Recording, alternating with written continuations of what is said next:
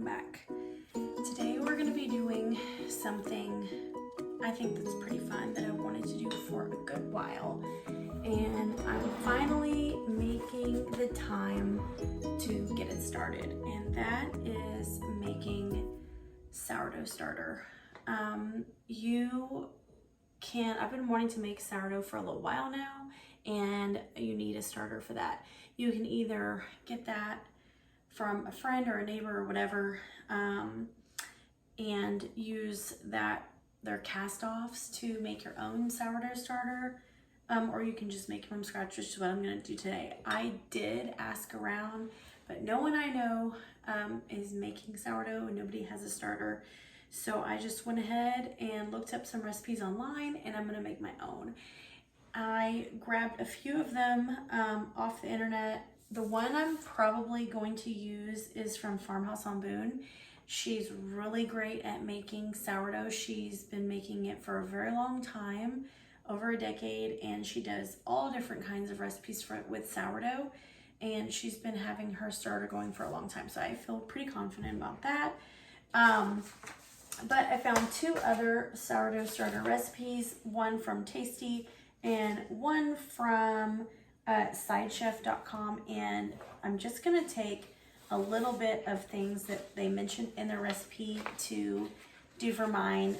On Tasty it says to use a rubber band or a piece of tape to mark your level whenever you're starting, just so you can see growth. And then the one from Side Chef says, before you start, record your jar's weight without the lid, because whenever you move forward in adding, feeding your starter or doing a recipe, it's usually in grams, so you'll need a scale for it. Some of these recipes are all in grams, like the one off of Tasty says to add 50 grams whole wheat flour and 50 grams bread flour, 100 grams of warm water, and stir to combine for day one. The one from Side Chef says to do a 1/3 cup of flour with 2/3 cup of filtered water.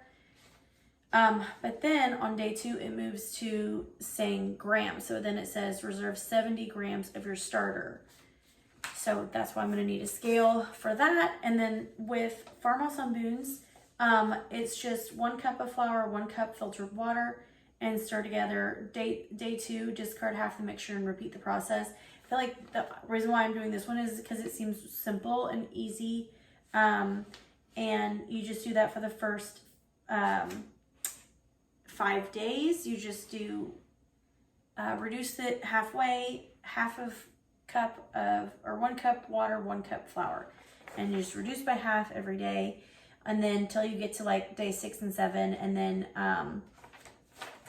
you add some things. So everything else is reserve 70 grams, things like that. So I'm going to at least start with 1 cup flour and 1 cup of filtered water, just because I feel like that's super easy. I am going to weigh the jar. I'm just topping that off with filtered water. I am going to weigh the jar without the lid, just so I have a good starting point. And this is just a scale that I got off of Amazon, super simple. And the jar without the lid is 12.9 ounces, and I guess I'll write that down just so I know.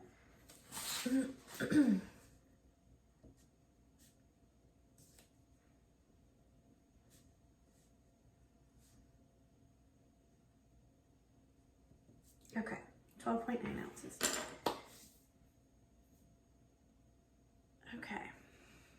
All right, so I guess I can just get started. I guess I'll do the flour first. Oh, so the jar. Okay, so I just got this canister.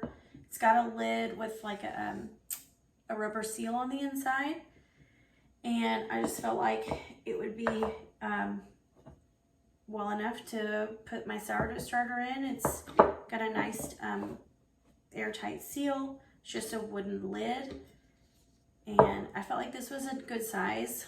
And I can get measuring cups and things like that. Even the bigger ones inside, it's got a nice white mouth, and I got it from Goodwill. I paid like $2 for it. But anyways, and I've got this to scrape down the sides, and I've got this marker. It's just a dry erase marker to mark the level, and a spoon if I need to mix it differently.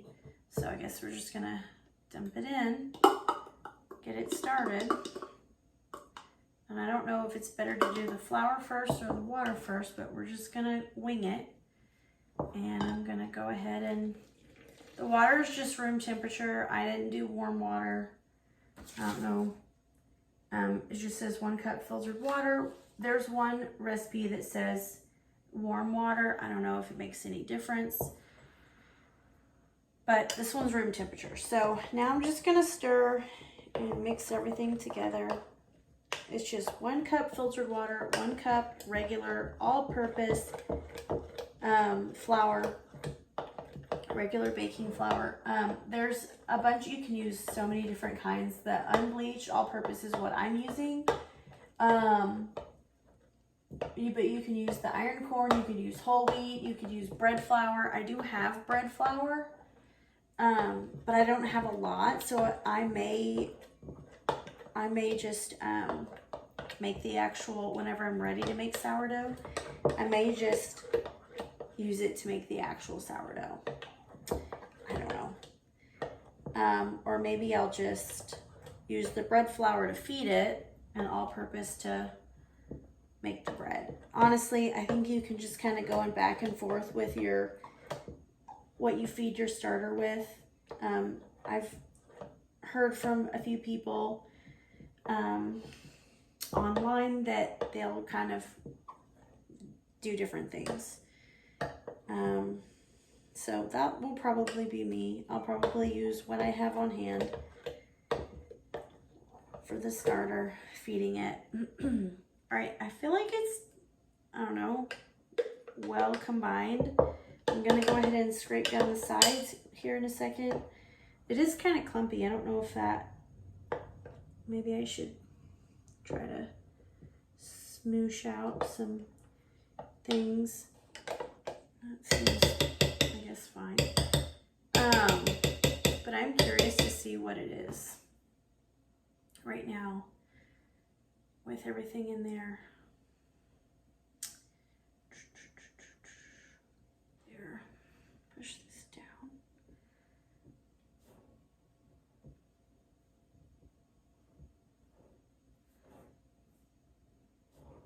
Push everything down as much as I can. I'm just using a silicone spatula to kind of push everything down.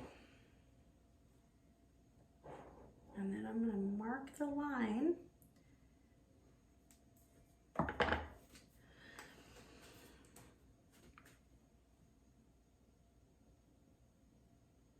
Of where it's at. So I have a good first reference. That should be plenty. Okay. Now let's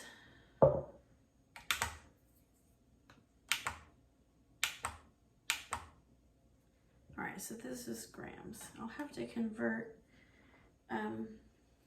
ounces to grams here in a minute because I did that without. So it's 771 grams with the starter.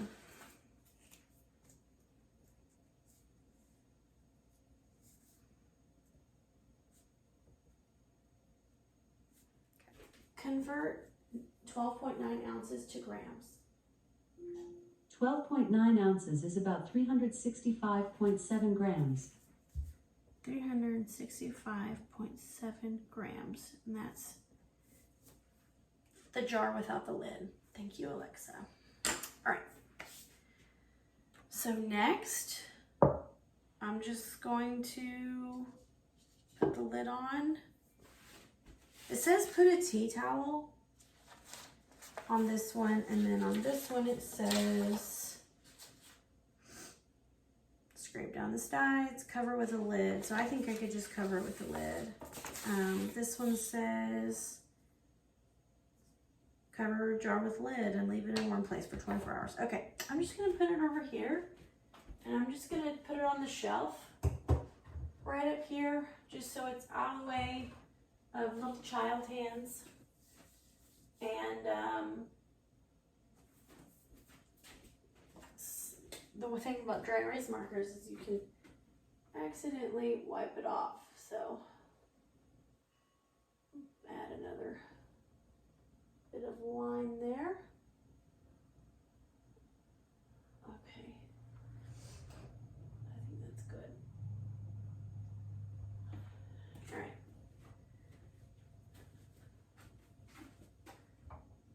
Okay, so it's just gonna sit on the shelf, nice and out of the way.